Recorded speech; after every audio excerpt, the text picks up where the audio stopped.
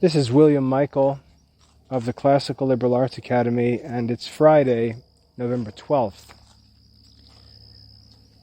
Recently, I've been sharing information with Catholic friends about the talk that's gaining momentum, and it has to do with a concept that's called the Metaverse. M-E-T-A verse, Metaverse. It's a very interesting concept, and I think it's very important for Catholic parents to begin learning about it, getting the details from the people who are really responsible for its development, not conspiracy theorists and weekend warriors who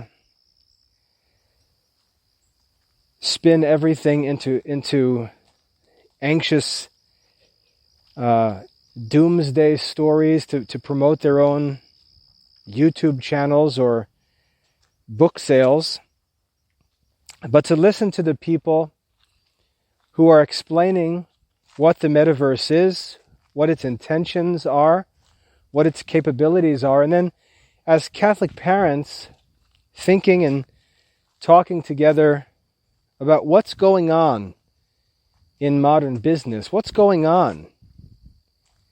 What do we need to know about what's going on? What do we need to do about what's going on? And how should we either participate in it or avoid participating in it? I'd like to take some time today to talk about business and marketing and technology. You know, while I'm a classicist professionally, that's my full-time occupation. I make a living studying and writing. I also have to interface with a high-tech society that allows me to share the fruits of my life's work. One of the reasons why I'm becoming a member of the Third Order of St. Dominic is because one of the principles of Dominican life is to contemplate and to share the fruits of that contemplation. And it's that part of my life's work, sharing the fruits of my own studies, that forces me to interact with this modern communications technology, to talk with its leaders, to learn from its leaders, to follow what's going on as I seek to make decisions about how I can versus how I should go about sharing the fruits of my contemplation, as it were, which is my lay apostolate. So I spend a lot of time listening to talks, watching videos, reading emails from leaders in business and technology and marketing. And I think that I've got a pretty good handle on the status of these subjects in modern society. I think it's clear where these leaders are trying to go, and now it's sort of a race to see who can get there first and plant their company's flag, as it were, in this field. So let's talk about this a little bit, because whether you're a technical person or a business owner or not, it's important to know what's going on, because it'll help you to understand what you see and experience, where it's coming from, and what its purpose is. When we go back to the founding of America, it's pretty amazing to think that when the founders established America and decided to move forward with a republic, that is a representative democracy. The idea of a republic that was democratic but more stable than a wide open democracy was a representative democracy where people didn't vote on individual issues, they voted on individual men. And then those men are the ones who vote on the individual issues. And into that government were built checks and balances so that the state really couldn't shift rapidly and dangerously as the opinions of the common people might shift rashly and dangerously. The American state, as it's arranged, has very little to do with the image of it that's broadcast on the daily news channels. And that's not just true of the liberal channels, but also of the conservative channels. The liberal and conservative news media represent the evil on both sides that our founding fathers foresaw and guarded our nation against. That wild extremism on both sides is what used to get people murdered and kings assassinated in the pre-democracy days. And it was that craziness, that extremism, that the founding fathers worked to prevent and avoid. And if you watch your favorite news channel where your ideas are promoted and the other side is demonized, you live in this crazy, tormented world of party politics. You're an example of what the founding fathers knew was a necessary evil of human freedom or free society. But your extremism doesn't affect the state because the state is designed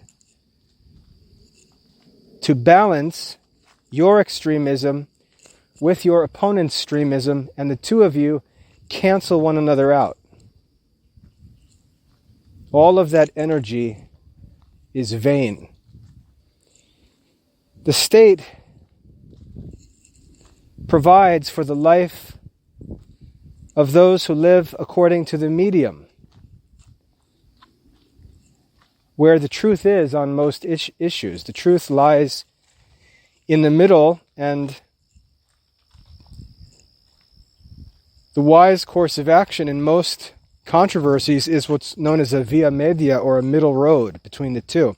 And that's why the founding fathers championed the idea of compromise for the sake of peace.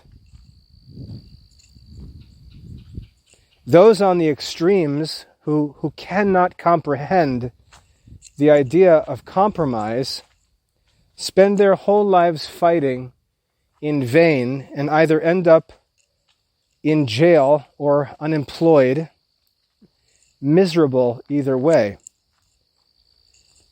But those who can understand the controversial nature of political questions, the purpose of democracy, which is not to make every single person perfectly satisfied at every moment, but to provide for the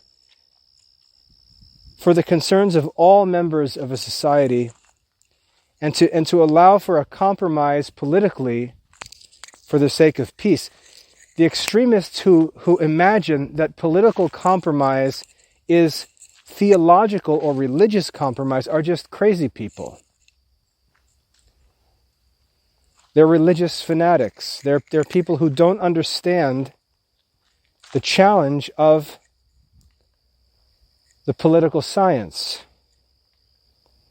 They imagine that political decisions are matters of heaven or hell, instead of efforts to serve the common good in this temporal life while waiting for the fulfillment of the promises of the world to come. No one is saying that the political choices we make reflect what we believe to be the absolute truth. These are political solutions to controversial problems in a diverse society where people with different backgrounds, different religious views, different beliefs, different graces, different strengths and weaknesses, different locations, different occupations, different challenges, all have to live together and try to provide for the best possible life for everyone together. That's the challenge of political life, which extremists can never comprehend. And there are reasons why they can't comprehend them. But that's a different discussion. Anyway, the Founding Fathers, what's interesting about the early policies in this country was that they gave voting privileges. For all the talk about voting, for all the talk about freedom, they gave voting privileges to men who owned land. Land ownership is what entitled a man to express his will politically. Political rights were tied to land ownership. And over time, that was challenged.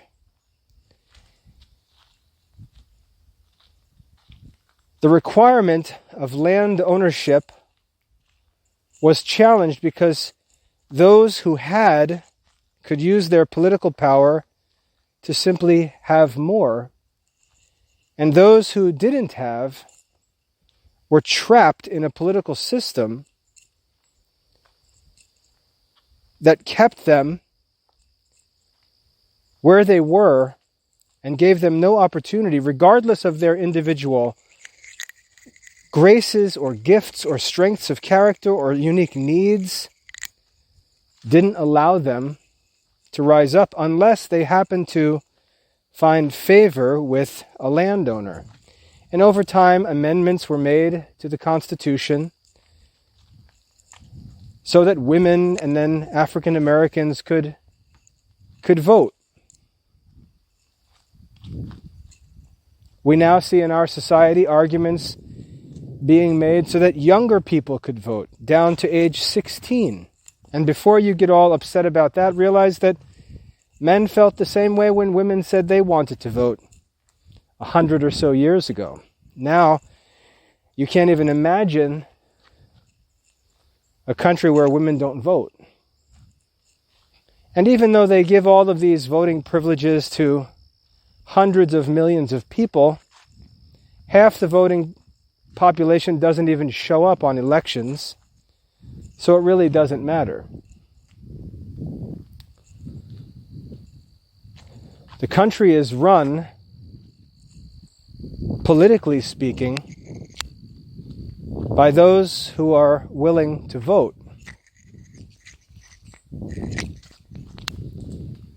But the Founding Fathers, what I want you to see, the Founding Fathers saw the ownership of land as the grounds of political rights. And you can imagine that coming to a new country in the 1500s and 1600s, to a completely unsettled continent, there was only so much land available. And it was only a matter of time before all of that land was owned. And what's crazy to think about When we think about Christopher Columbus and the Pilgrims, the Mayflower, the early American settlers, when we think about that as if it's long distant ages ago, different world. And yet, the gold rushes and the settling of the western United States, that was taking place in the mid-1800s. For example, when you watch Little House on the Prairie and they're depicting this frontier life, unsettled lands, people coming into contact with Native American tribes.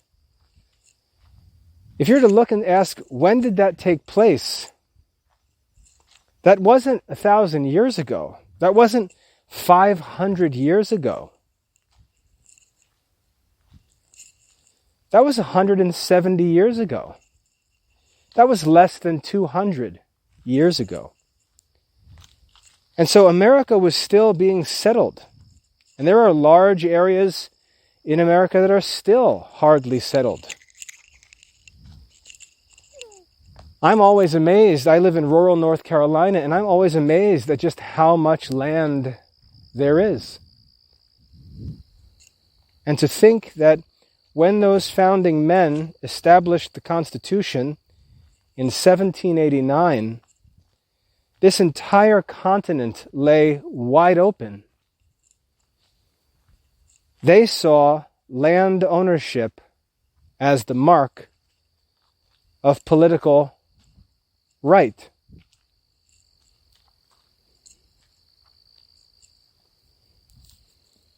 And that, of course, is controversial because there are people who said there were already people living here.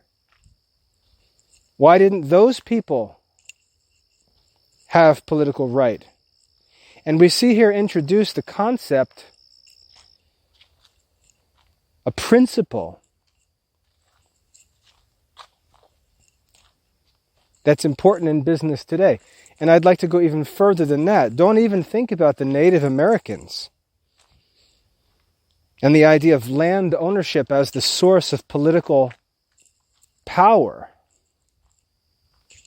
Go even further and ask, how the heck did the American founding fathers come to take ownership of this land when it was settled under the authority of European kings? Oh, they did so by revolution. Yikes. Well, what does that say about the source of political rights?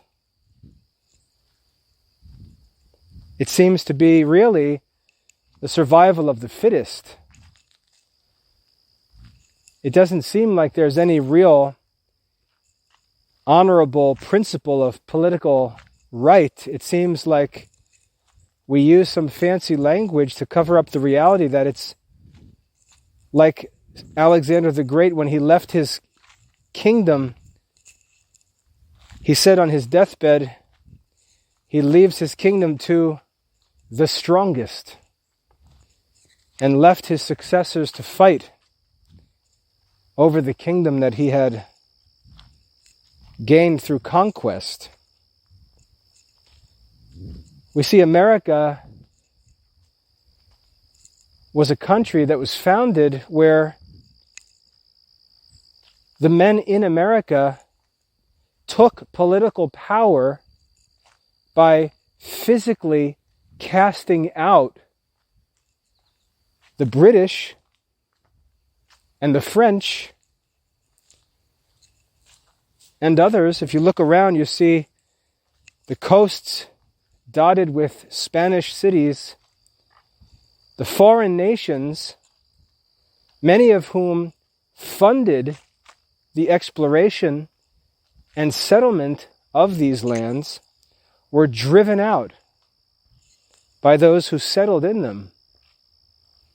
And even the natives who were here also found themselves driven out.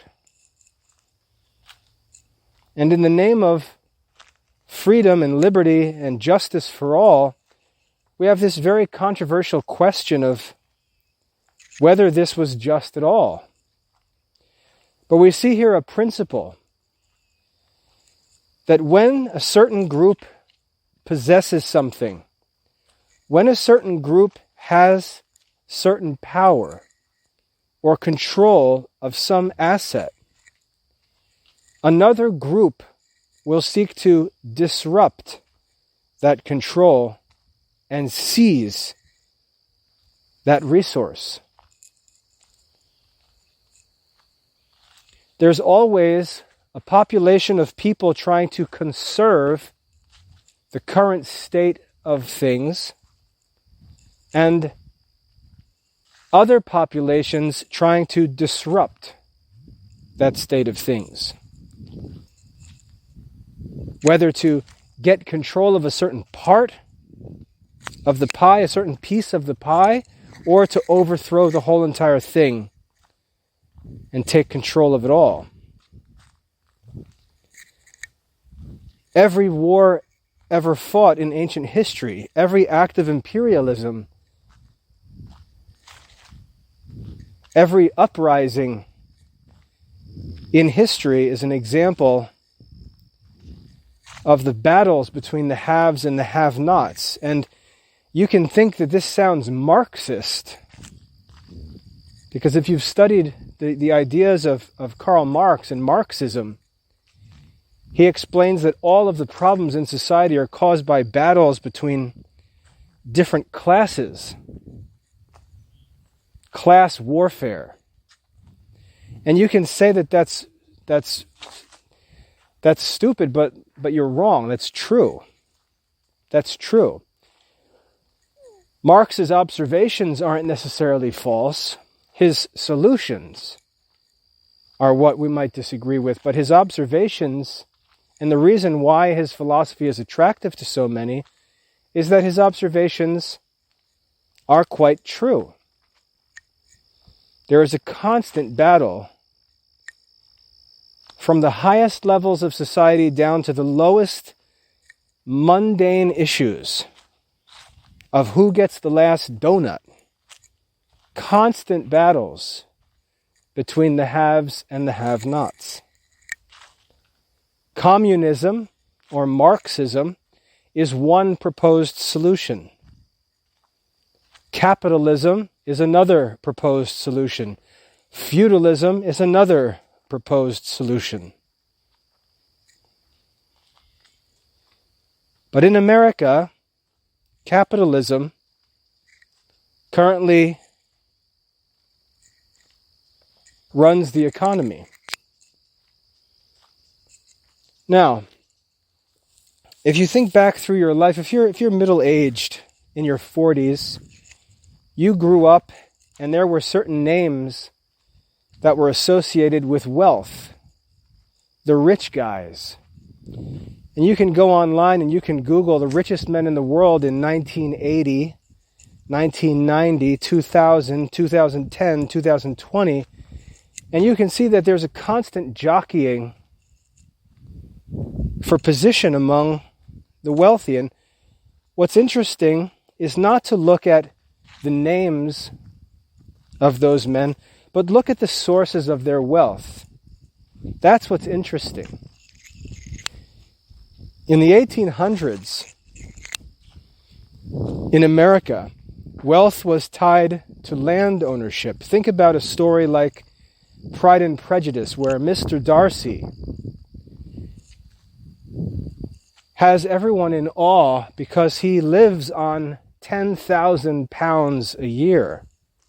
And what that refers to is the rent of his lands over which he is the landlord. His wealth was tied directly to his land ownership.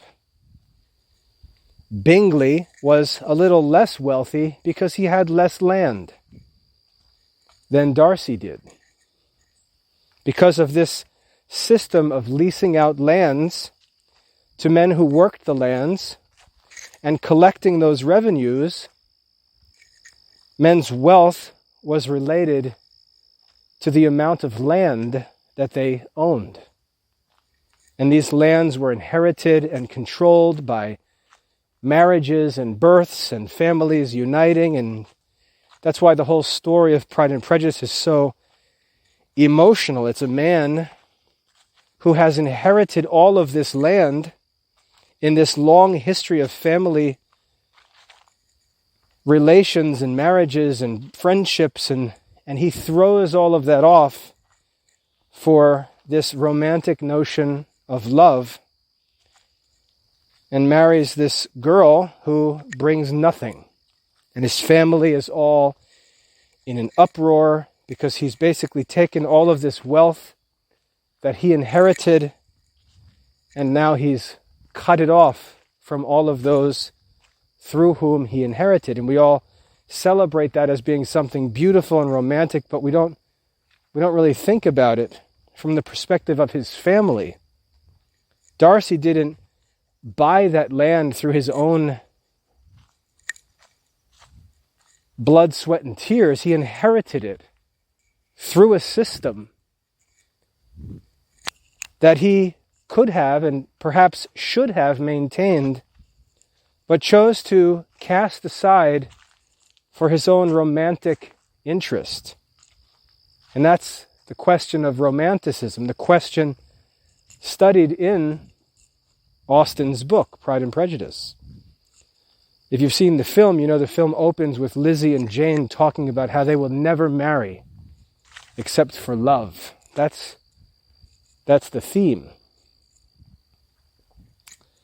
Land ownership is the idea that drove that English economy, that affected every decision, that determined who married who lived where, who acted how, who dressed in this way, who dressed in that way, how you greeted this person, how you talked to this person, who was invited, who was not invited, and so on. It all was about land ownership and the constant working to control the lands. They weren't just a bunch of nice, well-mannered people who chose to dress nicely. There was a reason for that system, for that culture.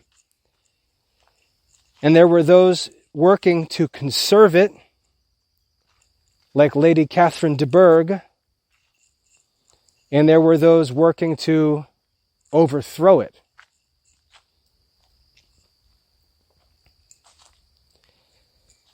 But land ownership was the foundation of wealth. And right in the midst of that same time, we have the Industrial Revolution. In the Industrial Revolution, all of a sudden we have men like Henry Ford saying, we can produce incredible quantities of wealth through manufacturing using this assembly line system. And you have these emerging technologies at that time, such as the ability to produce steel.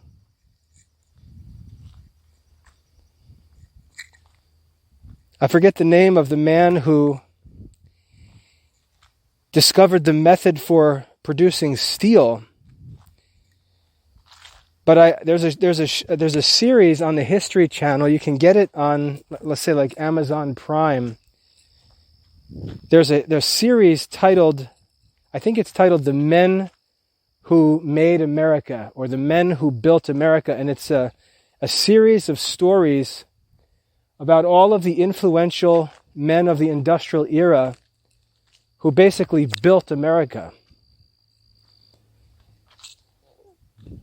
Like the Vanderbilts, Andrew Carnegie, Henry Ford, all of these men who, through industrialism, caused America to become this economic power. And all of a sudden, land ownership was not the way to wealth. There was another way to wealth, which was through technology, through industry. And there are all kinds of amazing developments.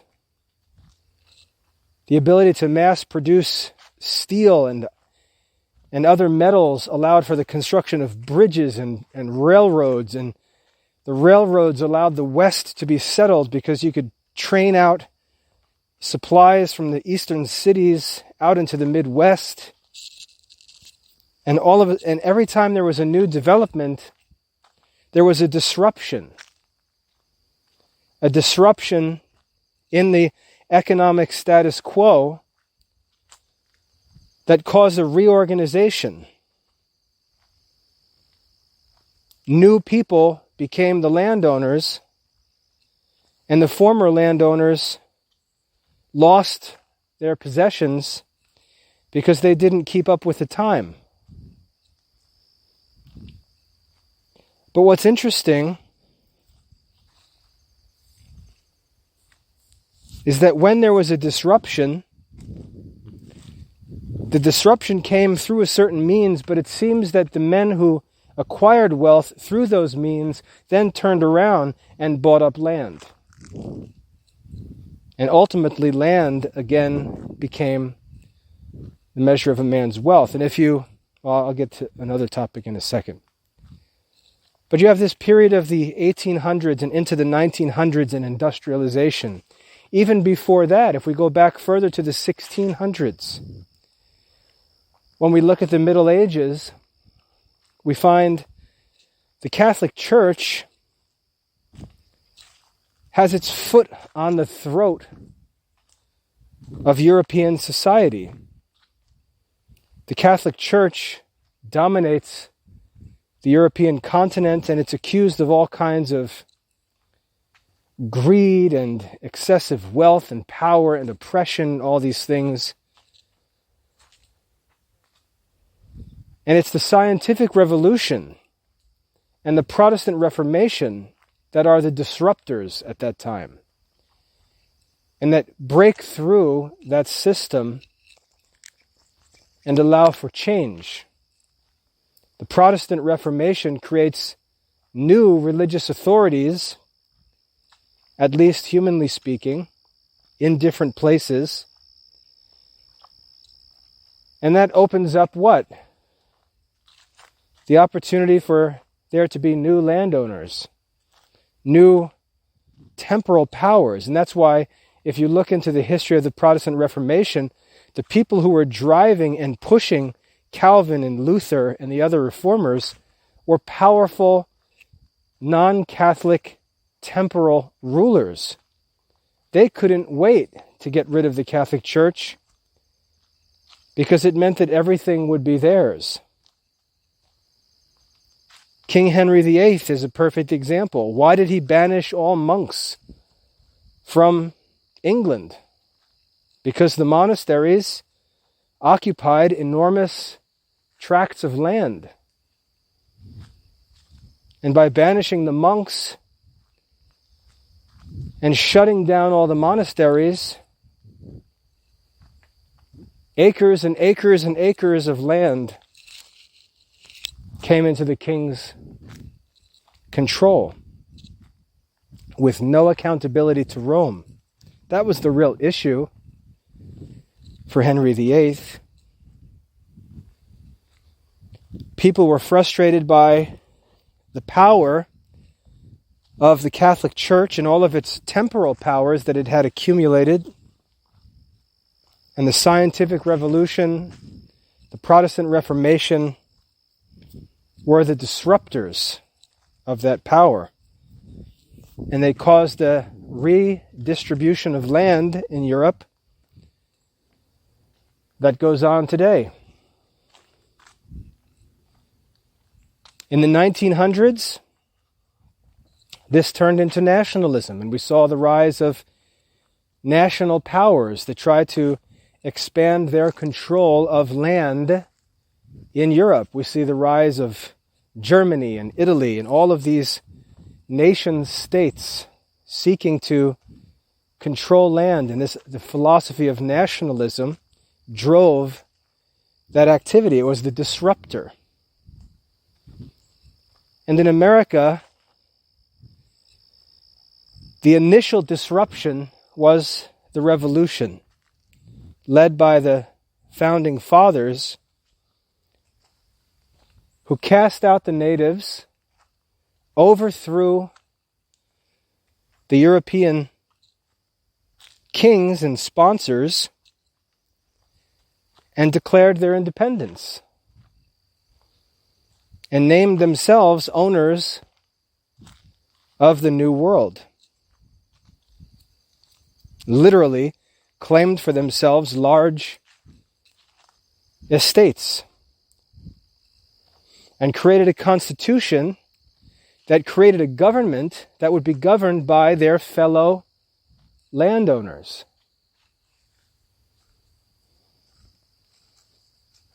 Men who were as wealthy or more wealthy than they were.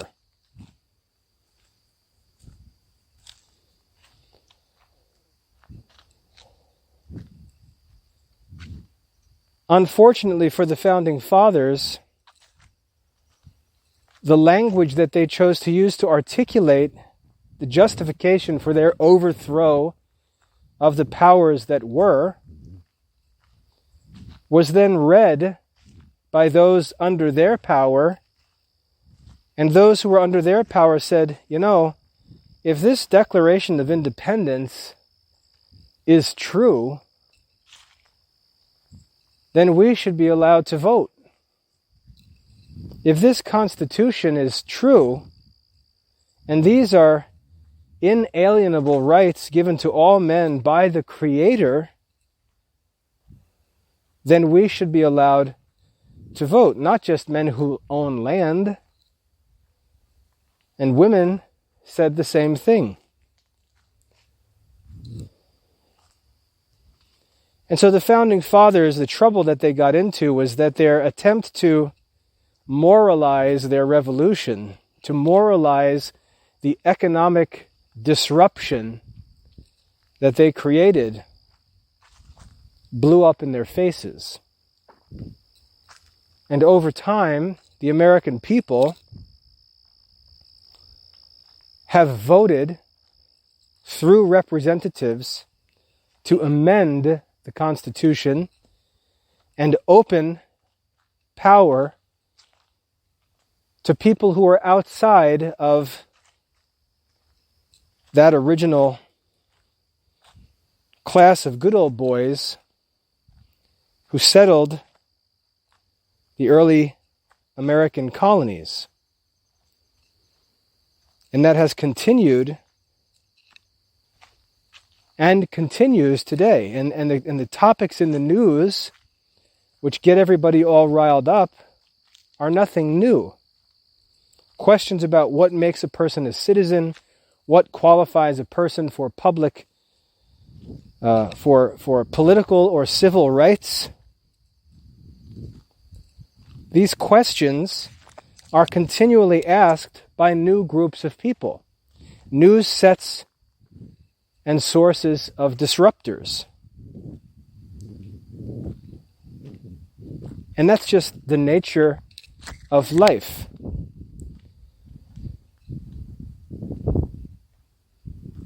There's a way to do things. The powers that be, the people who benefit from the status quo, are always seeking to conserve that status quo because it keeps them in power. And those who are under their power are always working to break through and cast off that status quo because they believe that it's only being imposed on them for the personal benefit of those in control. And these are very complex questions. Many things are, in fact, artificial. And they usually don't last long. But there are other things, there are other restrictions that are natural. And normally, when people try to fight against the natural limitations, those efforts fail. But the artificial limitations that are set up by men in the private interest of certain groups of men, those things are often successfully overthrown. And this constant boiling of different groups of people, all rising to the surface and bubbling over, is the nature of human political life. In the 60s or whatever, it was the hippies. The hippies didn't want to dress like their parents. They didn't want to be office workers. And not only did they not want to be office workers, not only did they not want to go to school or wear shirts and ties and live like their fathers from the 50s and the 40s, most of whom were military men who embraced military life and culture. The hippies didn't want that culture, didn't want to live what Theodore Roosevelt called the strenuous life, didn't want wars, didn't want to gain power and gain control in other lands by warfare. And that's why they preached the hippie ideas of peace, love, happiness, give peace a chance, the whole hippie movement. But what we noticed was also connected to the hippie movement was the use of psychedelic drugs. And there was a desire among those hippies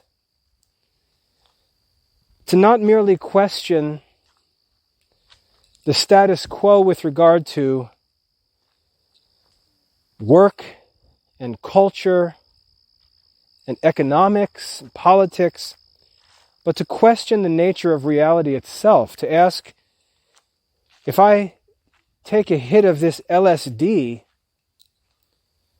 and I experience things that are quote-unquote far out, man, how do I know that that is not a part of reality? You can say that using these drugs are bad because they cause you to have hallucinations or psychedelic experiences. But the people who are experimenting with that stuff are asking, how do we know that we're not supposed to have these experiences? How do we know that these experiences aren't a part of the real world? And that's a very good question. How do we know that this trip, this hallucination, this psychedelic experience I had is not to be included in the discussion about reality? And just because you haven't been there doesn't mean that you are able to determine what's real and what's not real. Maybe this is real.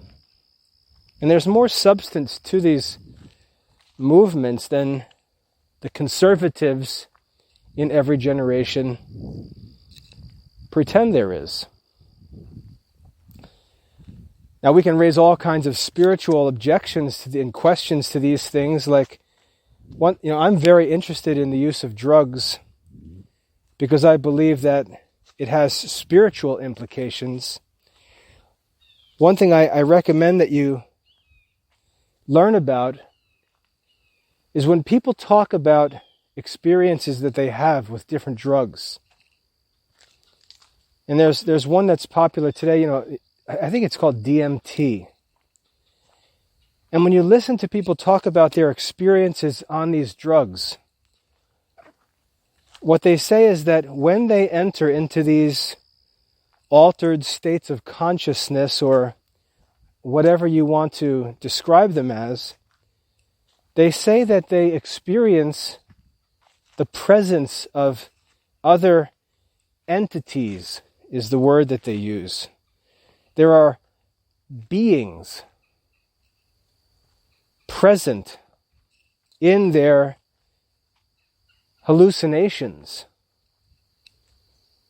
And there's always this strange talk about the entities or the people or the persons, the beings that they see when they're under the influence of these drugs. And these things are all very, very interesting. But anyway, the point is, the drug culture asks whether experience with drugs should not be considered reality. And we see this in recreational issues like sports. If a man can run a 4.840 in football and can bench 200 pounds, but we find that by taking these pills or injecting this substance into his bloodstream, all of a sudden he can bench press 300 pounds and run a 4.440. We have to ask, is this human reality, or is this something to be rejected? These are controversial questions. But we see again this constant battle between the haves and the have-nots. Those who currently dominate a sport and those who want to break through. And those who control the sport and control all the money associated with the sport, all of the fame and influence the sport offers, don't want to let anyone compete in a way that they're not interested in competing. And so they create, are they artificially creating these drug restrictions? Or is there a necessary and natural restriction that they simply enforce? These are the controversial questions. Now, this battle continues. In the 1990s, we watched as a few men became incredibly famous and wealthy. These men were Steve Jobs and Bill Gates. When I was a kid, in elementary and middle school, we joked about how rich Bill Gates was, and we would hear crazy things. I remember one time being told that if Bill Gates was walking down the street and $100 fell out of his pocket, it would be a waste of his time to stop and pick it up, because he makes more than that every second. And there were stats like that were spread around about how wealthy, how much money Bill Gates made every second. And so for me in the early 90s, Bill Gates was the disruptor. Steve Jobs was coming along as another disruptor. And then all of a sudden,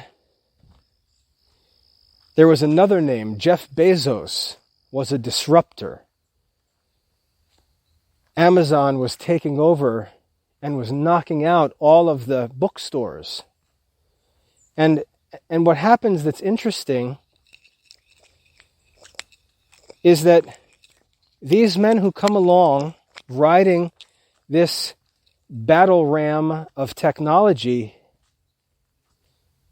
when they're in the midst of disrupting the status quo, they try to moralize it. They try to philosophize about what they're doing. They talk about how the human race is moving into a new age where there's greater freedom, there's greater opportunity, all of these human benefits. It's better for the environment, it's better for social relations, better for racial opportunities, all of these human benefits. Just like the founding fathers adorned a revolution with language about creation and human rights and equality and justice, the disruptors always justify their disrupting.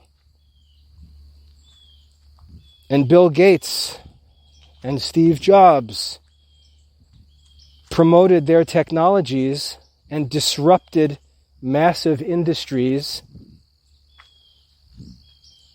with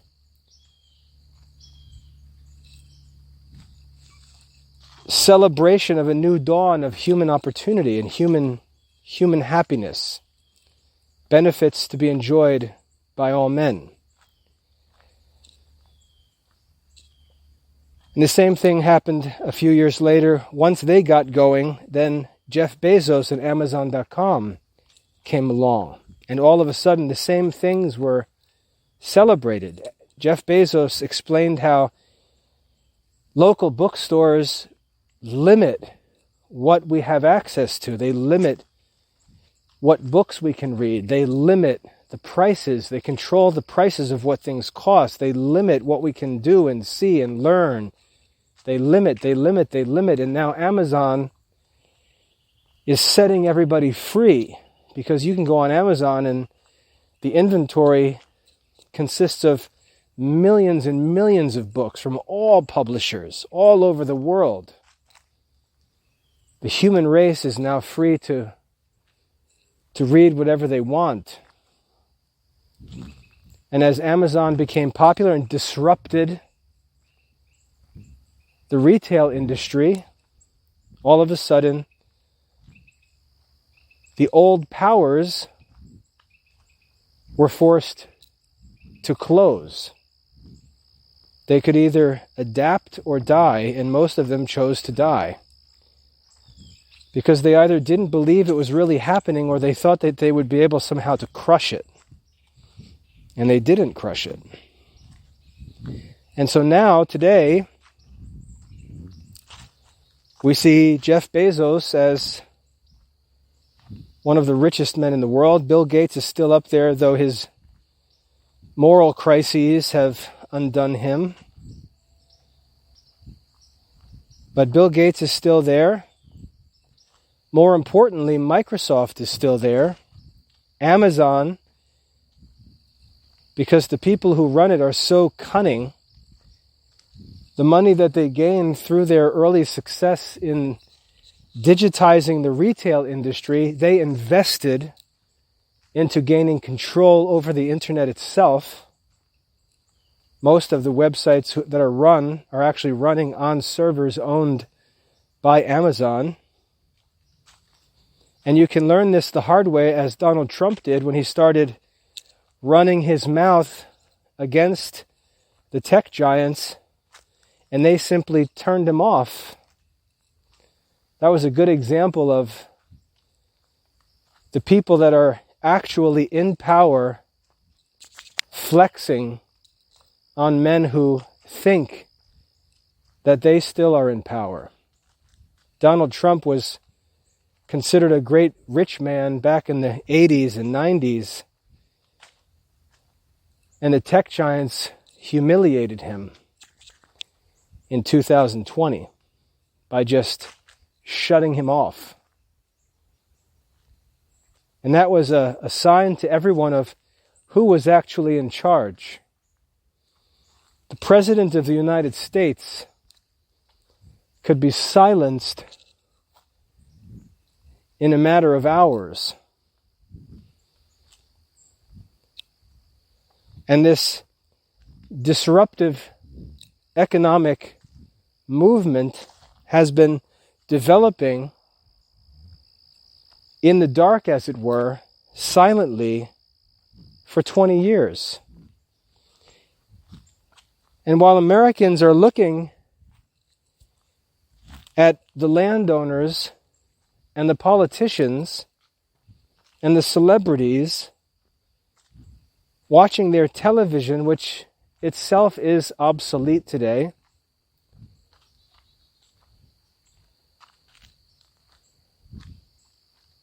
the disruptors are actually working invisibly, and we can see the extent of their power and influence when we look at a list of the richest men in the world. And we find all over that list not the people that are in political power, not the celebrities, but the tech giants, the innovators.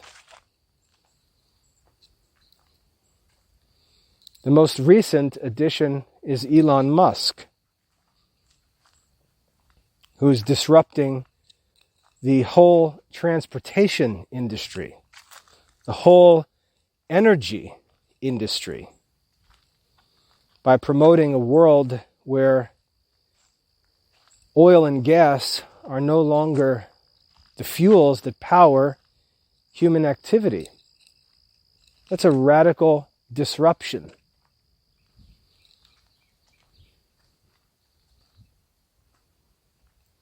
We have to ask, what is actually more powerful?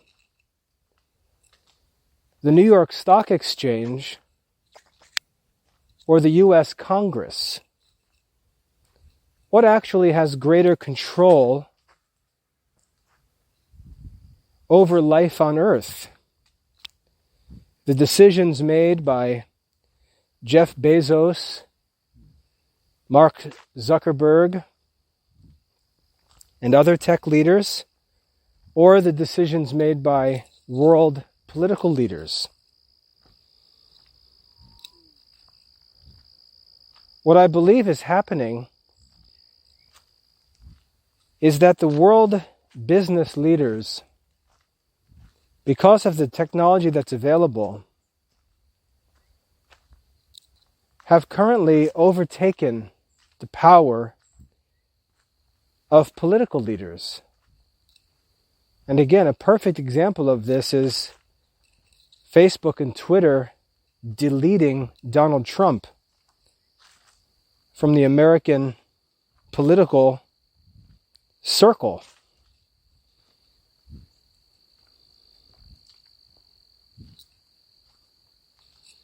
I read that Twitter, by shutting down Donald Trump's Twitter account, actually lost, I know it was at least billions, it might have been trillions of dollars because of the effect of losing Trump's participation on their platform.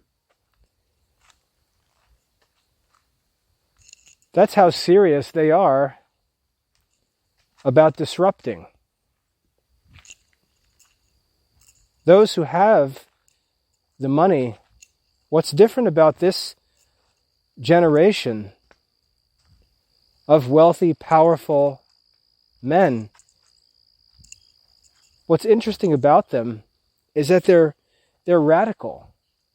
Elon Musk is a radical dude. I don't even know if he owns a house. I know he just sold $1 billion of his stock. Sleeps on a couch when work gets busy. Sleeps right on the manufacturing floor at Tesla. Puts his own money on the table.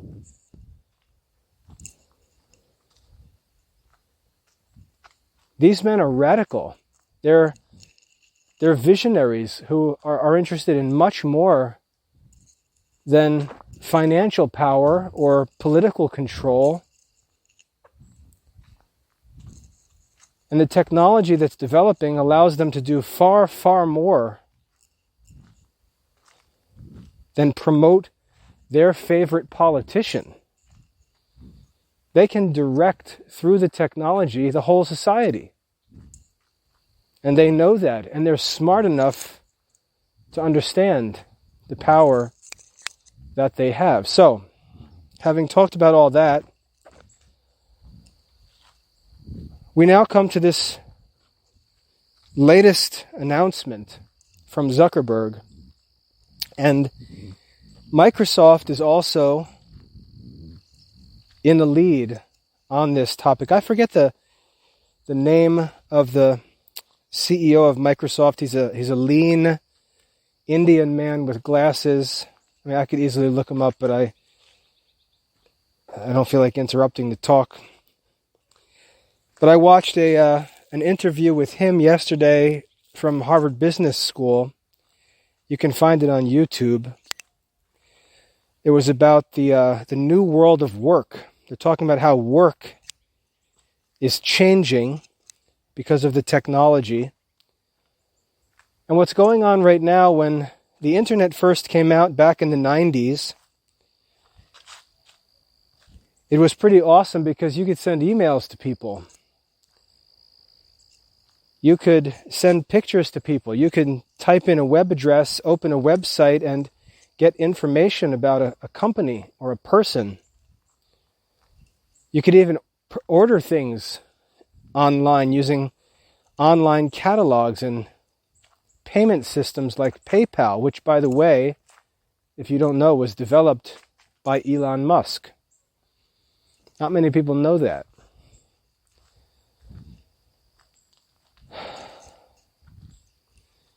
Later, technology continued to develop, and what happened was the internet changed. Rather than being a place where you could access information or send information back and forth, social media developed where you could connect directly with other people. And this is called Web 2.0 by experts in technology. And in Web 2.0, in the second version of the internet, the nature of how we use the internet changed. And all of a sudden, social communication became central. And everything about business and marketing had to change because of what became possible on the internet through this second version of the internet. The search engines came to power. Google came to power. And all of a sudden, businesses live or die based on Google search results. And getting your business onto the front page of a Google search results page could make you rich. And getting bumped off of the front page of Google's search engine could cause your business to collapse. It was no longer a matter of who had the nicest pictures or who had the best products or who even had the best information on their website. The real challenge was who could figure out how to get to the top of the Google search results. And then social media changed that as well, because marketing and advertising and sales, think about it. When I was a kid, we had door-to-door salesmen still. We had paper catalogs coming in the mail with order forms and phone numbers. You could pull out the order form, write the product numbers, write your credit card information right on the order form, put it in the envelope and send it in, and in 6 to 8 weeks, your order would be processed and delivered. Men came to the door, knocking on doors, door to door, marketers, coming, showing off encyclopedia sets, other, I remember Tupperware, Avon ladies coming to the door, other household goods companies coming with catalogs and salespeople. They had to walk door to door to access potential customers and acquire leads that they could then stay in touch with through mailings and phone calls and catalogs. Think of how slow and expensive marketing and sales were back in those days. And then with the internet, you could advertise a website, put an online catalog, and maybe save the costs of printing catalogs, maybe save the cost of having live telephone operators take calls and process orders. But it was still very simple. And then all of a sudden, when social media came, you could find people on social media. You could filter people by all kinds of social filters, economic filters, geographical filters, interests. And through social media, you could target the people who you know are your customers. And so advertising through social media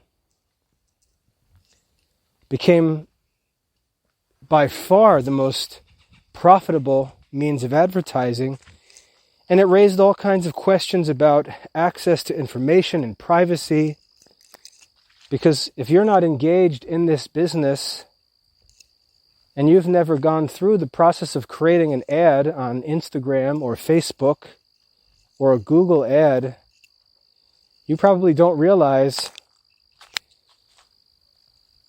how incredible these platforms are for those in business. And as these people, Google, Facebook, Twitter, Instagram, which is owned by Facebook,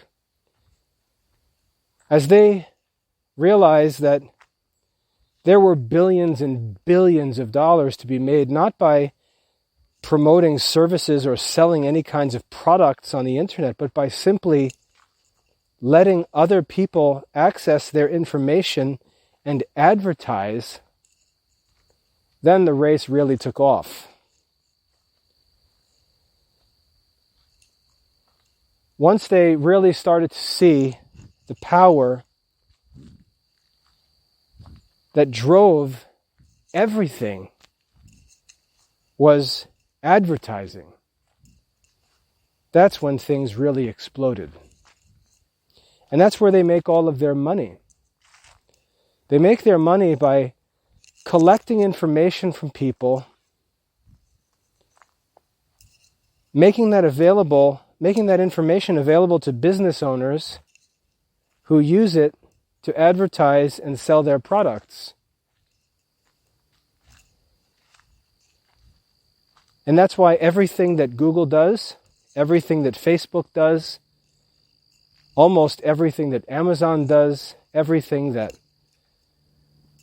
Twitter does, and the other social media platforms, it's all incredibly powerful, incredibly technical, incredibly beautiful, and completely free. Because what the currency that they're after,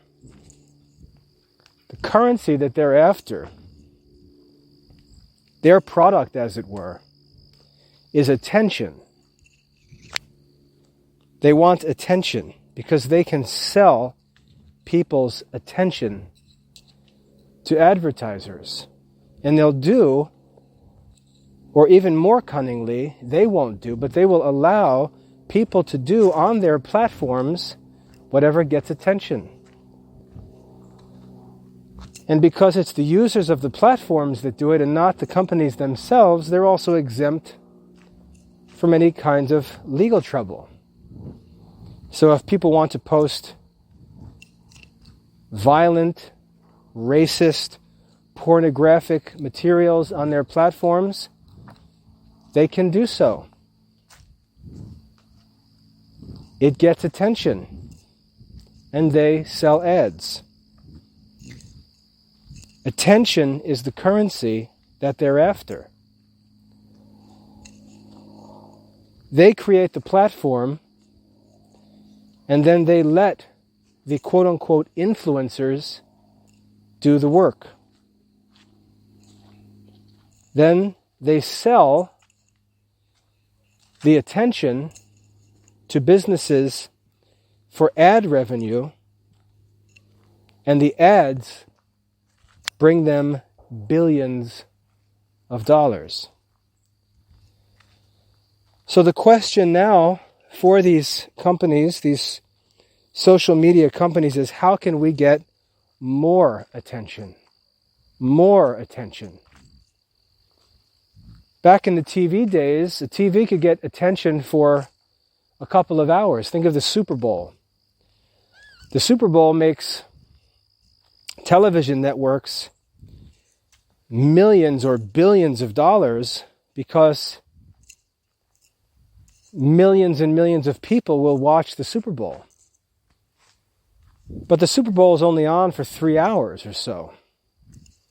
And so these television stations, or the one television station that has the rights to film and broadcast the game, has control of this attention, but only for 3 hours. And so they try to make as much money as they can during that 3-hour window. And you can imagine the executives at the television stations wringing their hands and saying, if we could only make this last 6 hours. And so the question is, how can you get attention from more people for more time? Because whoever controls the attention controls the advertising revenue. The breakthrough in all of this is social media, and secondly, video games. Video games are like the Super Bowl. Millions and millions of people are watching, and when we can connect the people playing on the quote-unquote cloud, we now have the attention of millions and millions of people, not for a couple of hours, but for most of their hours.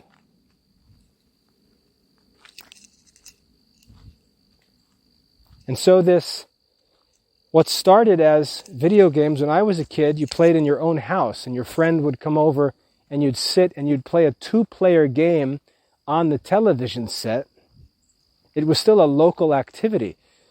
It was even more private than playing cards, because at least if you played cards, 6 people could play.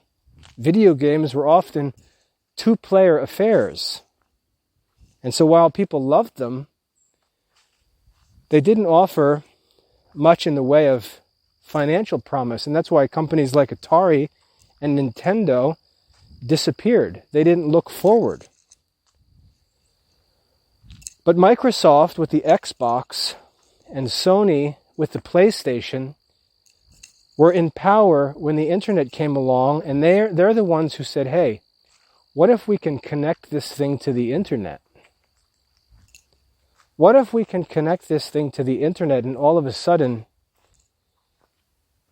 everyone could play together? And the video game became the industry that drove the revenue that allowed for the development. YouTube was another.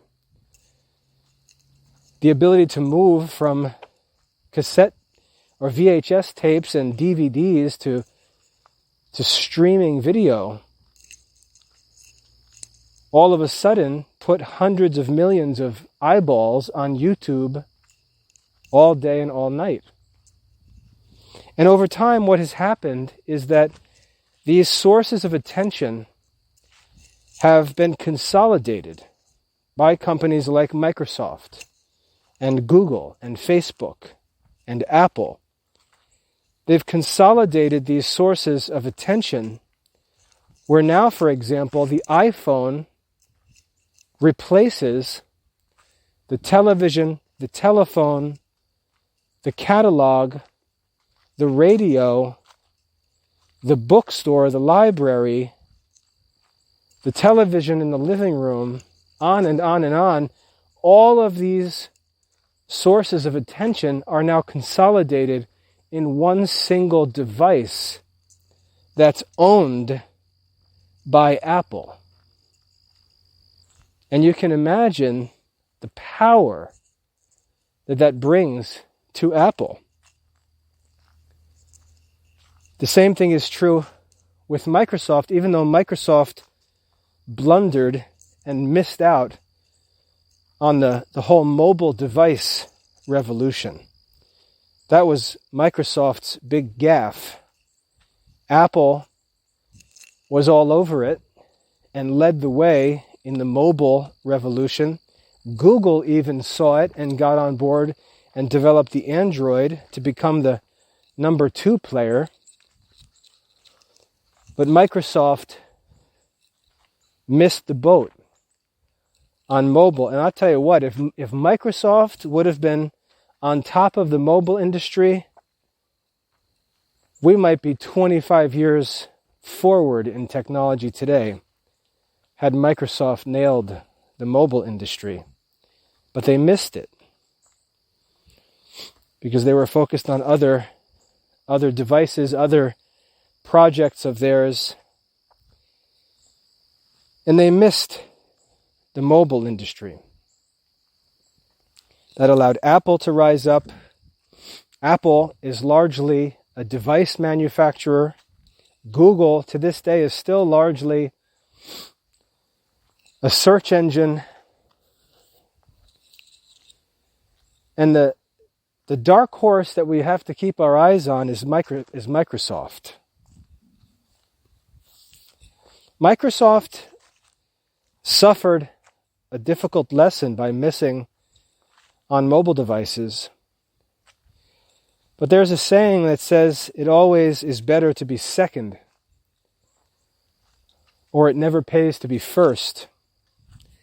And Microsoft has been working in the background in the post-Bill Gates era of the company's history. And if you pay attention, they're right there in all of these categories. They have devices like Apple. They're not number one, of course, they're not even number two, but they're there with Microsoft Surface. Microsoft is still there as a manufacturer of hardware.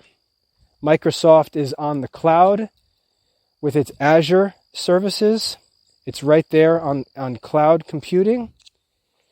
It's right there with its old Office software system. It's been transformed. Now it's called Office 365, and it's largely online like Google Docs.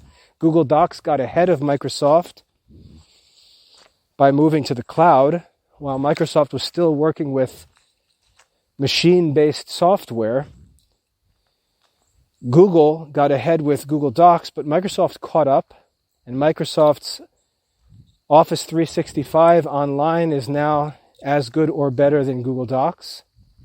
So again, Microsoft's right there. Microsoft has a search engine. Bing is owned by Microsoft, right there. Microsoft bought Skype. Microsoft is right there with video communication. Microsoft has Teams. It's right there with online web conferencing. Microsoft owns Xbox. Or Microsoft owns Xbox. So it's right there in the gaming industry. And I think that what's going to happen over time, this is my prediction. I think Microsoft is going to get back into position as the big guy over the next few years. And this is especially true because of the opportunity created by this idea of the Metaverse, which I mentioned at the start of this talk.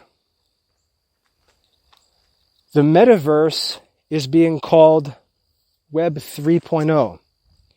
Web 1.0 was the basic original internet, email, Amazon.com, and so on. That was Web 1.0. Web 2.0 was the social media-driven internet, where we connect with people directly. Web 3.0 is a digital economy, digital market, digital world. And that's what's meant by the Metaverse. It's a very interesting concept. It's the newest, and some think the greatest disruptor yet. The Metaverse is bringing together all of this technology,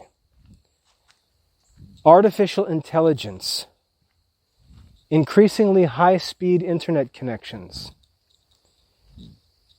device technology, moving forward with the next generation of devices, which include virtual reality headsets, cameras and microphones in living spaces that allow people to share their space digitally, that allows the computers to create digital space and have people live online in their digital space just as they do in video games.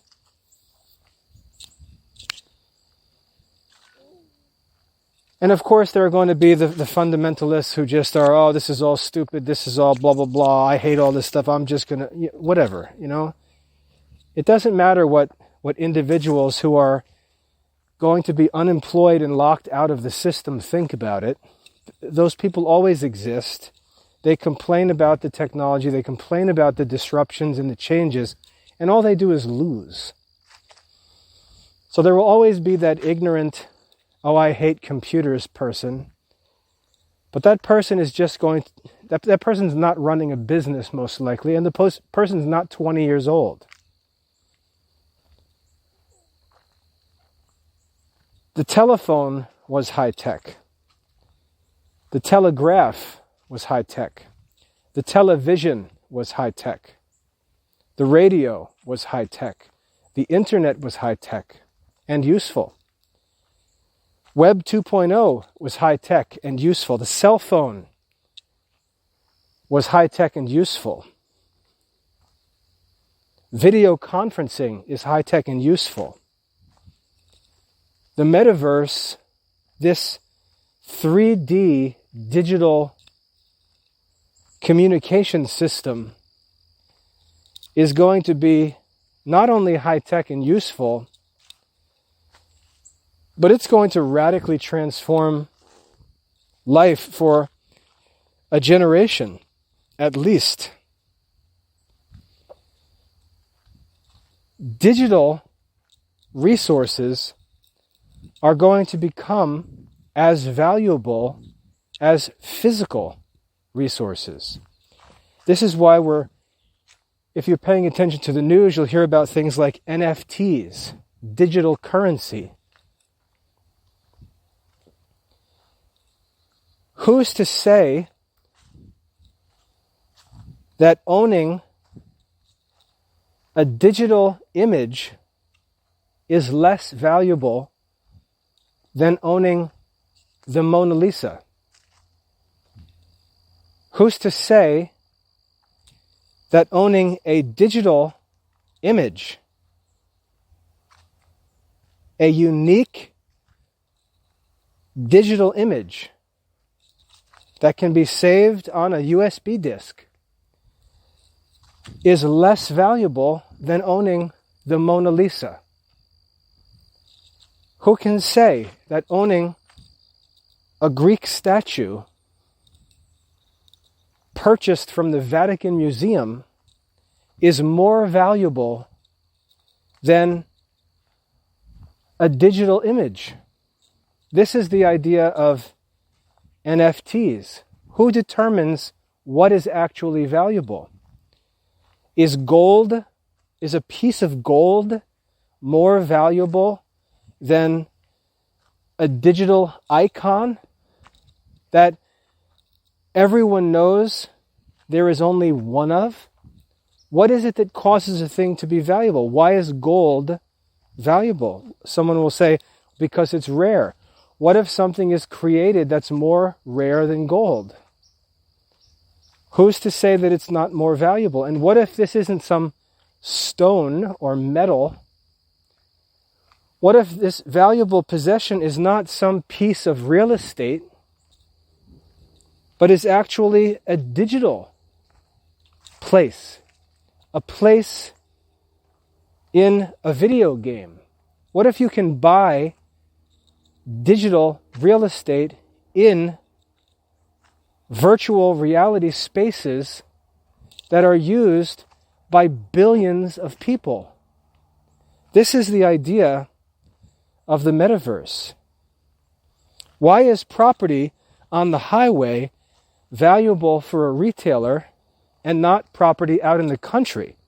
the answer will be, well, the property on the highway gets a lot of traffic, and that's good for business. But the problem with that argument is that Fortnite,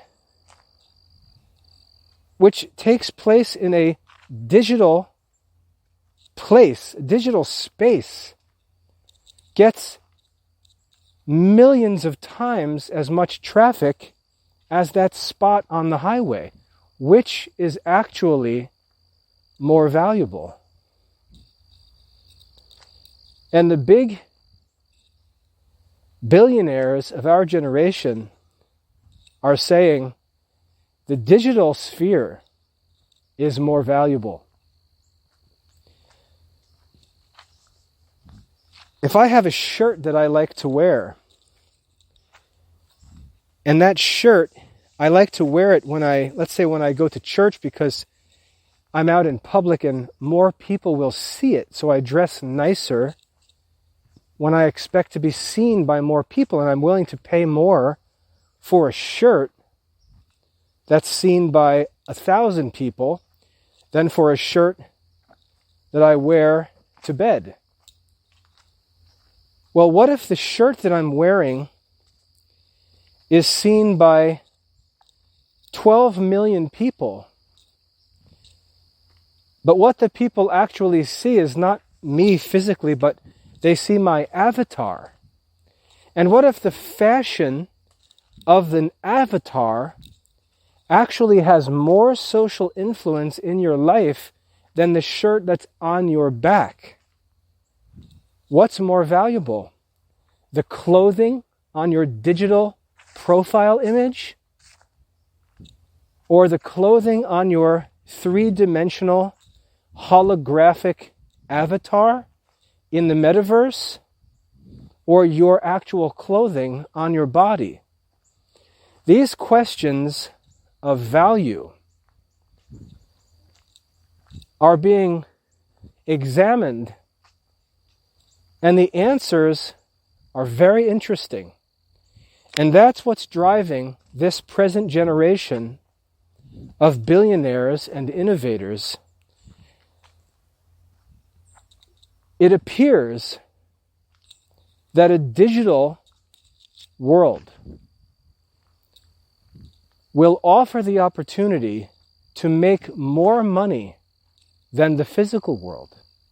It appears that our digital identities have more influence on our social status and on our actual lives and businesses than our physical presence and physical social activity.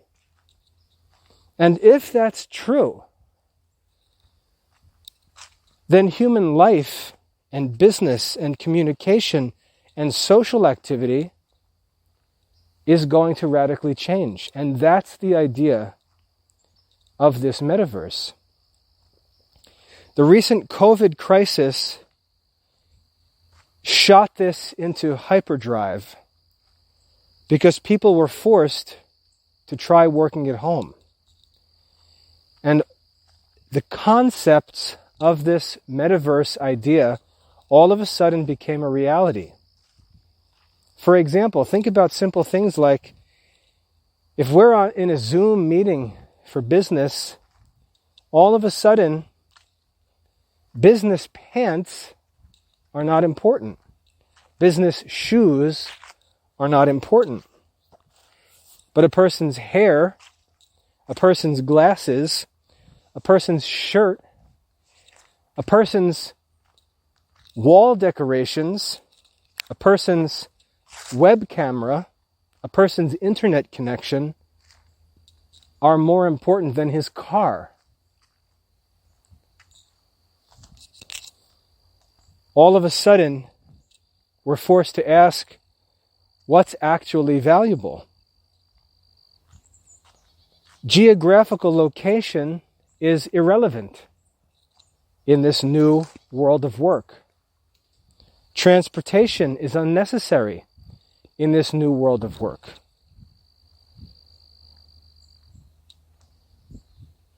opportunities exist for people based entirely on their skills,